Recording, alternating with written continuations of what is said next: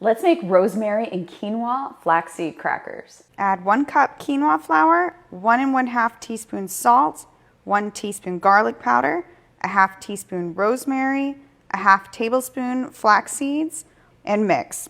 Create a well in the dry ingredients. Add 1/3 cup warm water and 2 tablespoons of olive oil. Mix and then knead.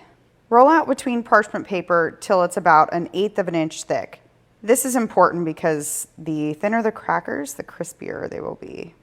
Remove the top sheet of parchment paper and cut into 1-inch squares, preferably with a pizza cutter, but my fiance threw ours out with a pizza box. Transfer the parchment paper with the crackers onto a baking sheet.